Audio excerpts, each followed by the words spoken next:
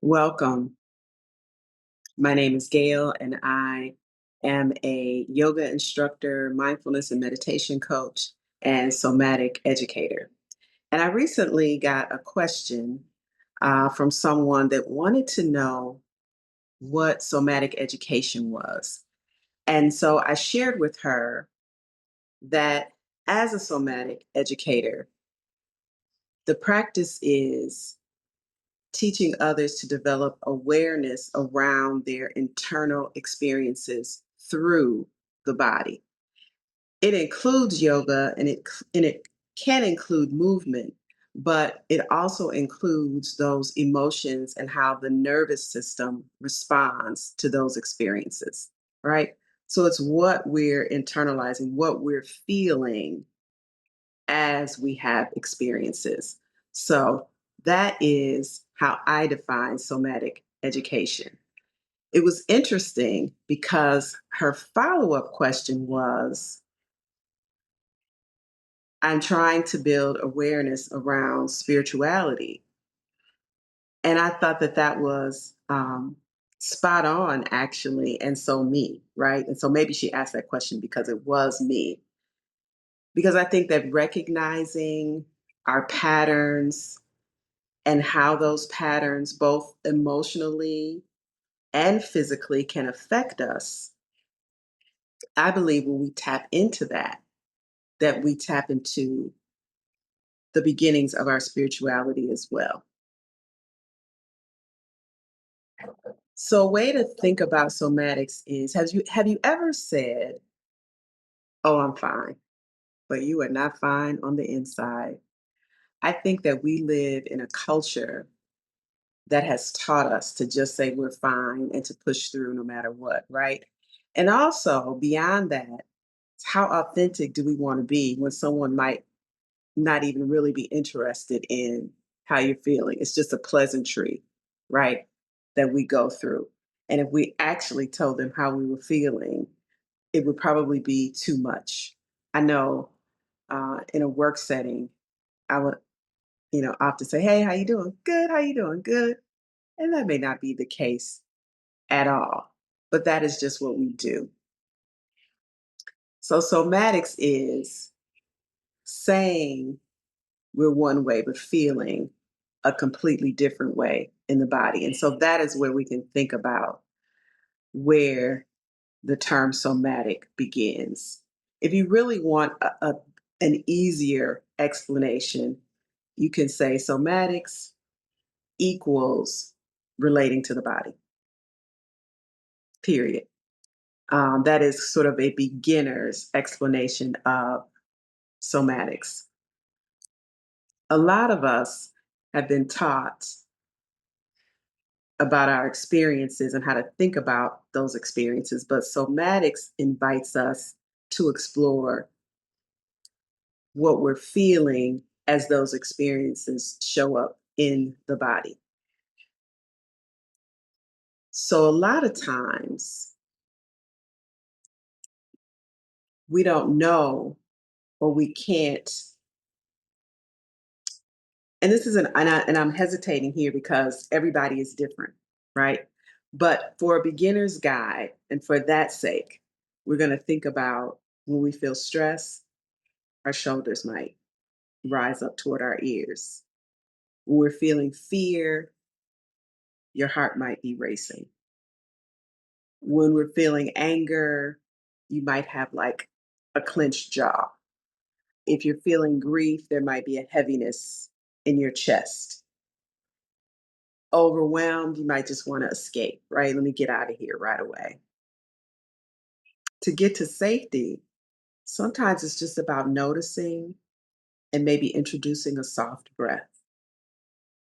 Maybe noticing the shoulders are high and intentionally relaxing the shoulders or relaxing certain muscles in the body.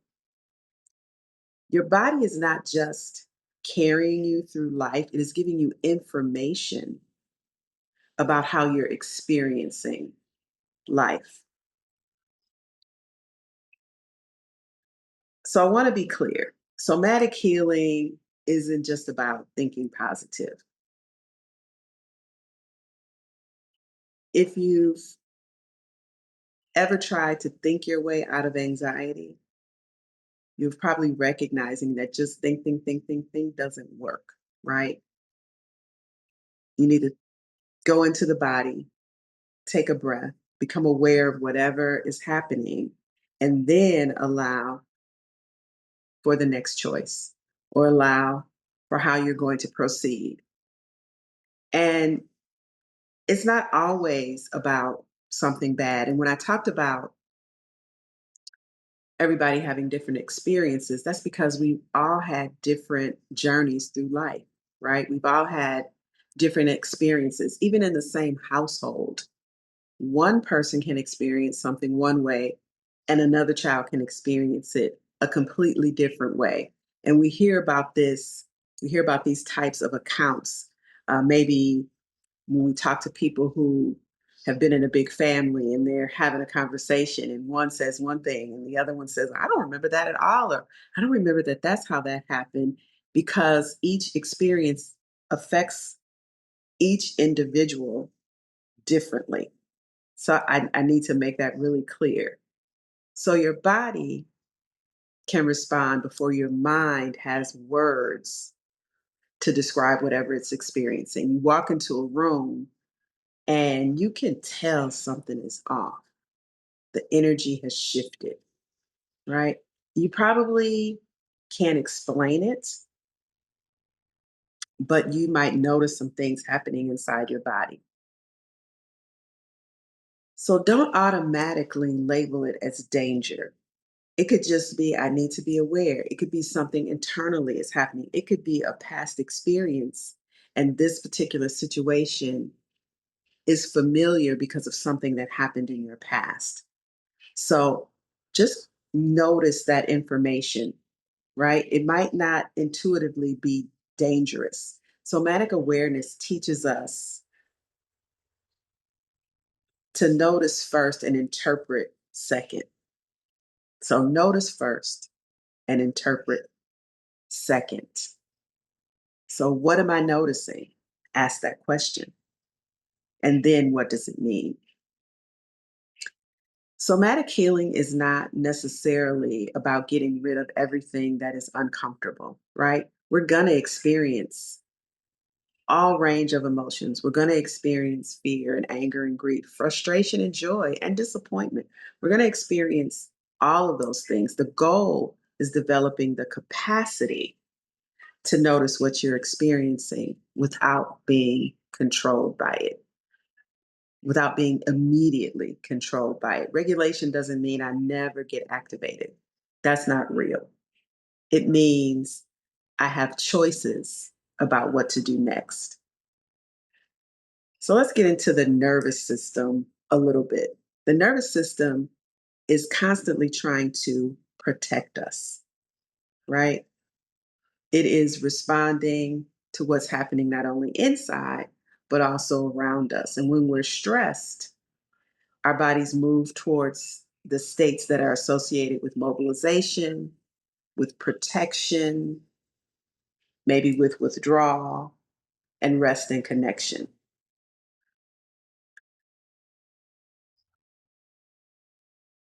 So it really is built to protect us. The problem is that many of us are living with so much stress that our bodies don't get enough opportunities to calm down from that stress, right? The whole fight, flight, fawn, and there are all these different responses that are constantly being labeled and named. So fight or flight used to be running from a tiger, right? So all of the blood begins to go to all the muscles that are needed to fight or to run. But after you found safety in that, then typically you rested because you have to come down from that. So, somatic practices give us opportunities to notice, to regulate, and then to connect. So, what it can really look like in terms of somatic healing would be noticing the breath, noticing if it's shallow, noticing if you're holding your breath, right? It can include movement like yoga or stretching or walking, changing a posture, even. It can be noticing sensation, if something is warm, if it's cool, if it's heavy, something feels light. Are you relaxed? Sometimes I get tingling or chills. I get that a lot. And usually when I get the chills, it's because something is true. That's just for me, though. Um, Healing, somatically healing can also look like grounding. You are feeling whatever is supporting you. Feet on the ground, right? Grounding your feet, noticing your surroundings, orienting to the room. It can be about expression, allowing emotions to have healthy outlets, right? Rather than constantly suppressing them. I think we're taught to suppress them. Like right before I started this recording, unfortunately, the weather has cooled down enough for me to be able to open the window. I heard all these kids screaming, and I thought, that's what kids do. They feel something, they scream, they let it out, and then they go on about their business. But as we get older, screaming isn't acceptable. Sometimes I think it should be just in the middle of a meeting, right?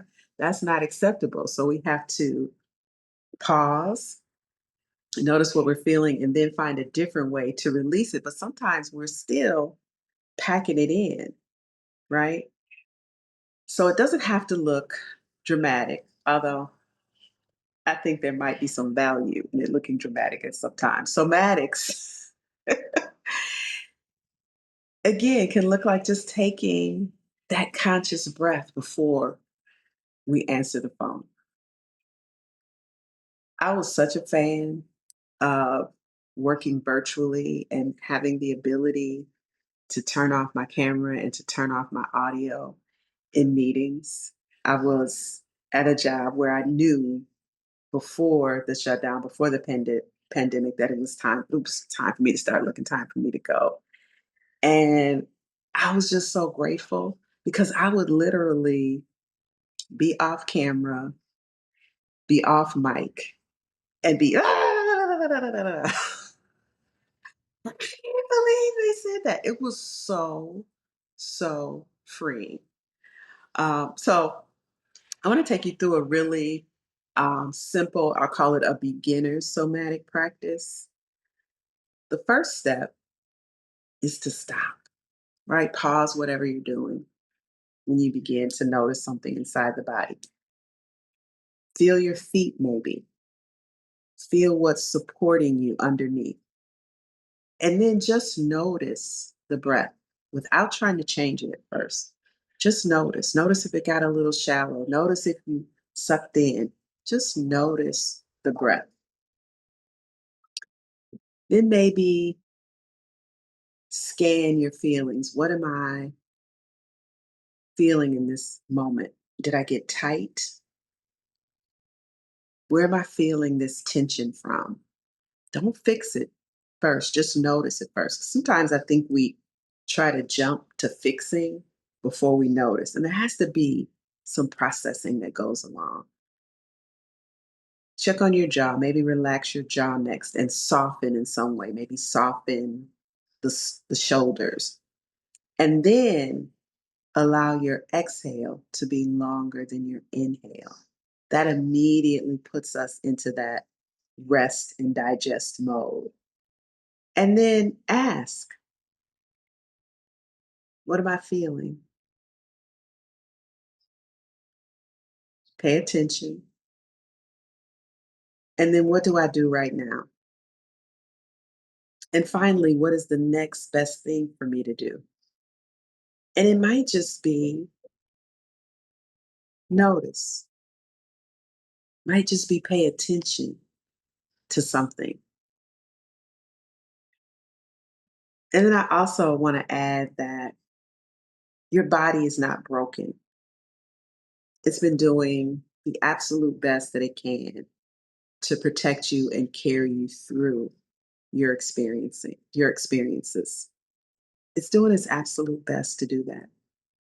So instead of asking maybe what's wrong with me, like why am I feeling like this, we can begin asking what happened, what am I experiencing now, and what does my body need in this moment. If you are in any type of stressful situation, make sure that you are prepared. Like maybe make sure you have water with you so you can take a sip, right? Maybe that's part of the beginning of a somatic practice. Have what you need with you. I learned that through cleansing. I used to do this master cleanse. You can look that up. And the first time I did it, and I haven't ever been able to repeat this, y'all, but I did it for 40 days. And I had to have my lemonade concoction with me because if I didn't, you get hungry. You're going to eat. So being prepared, I think, is part of the journey as well. I think, particularly for Black women,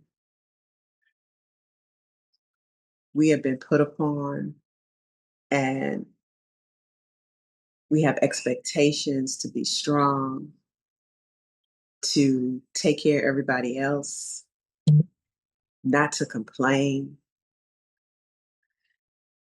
not to even be really vulnerable. We're the dependable ones, right? And to push through exhaustion, push through whatever it is, because you can do it.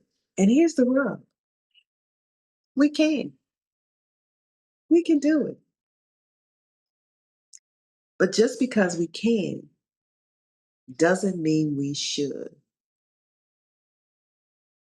That was a lesson for me that came out of being shut in and the world being sort of shut off during the pandemic.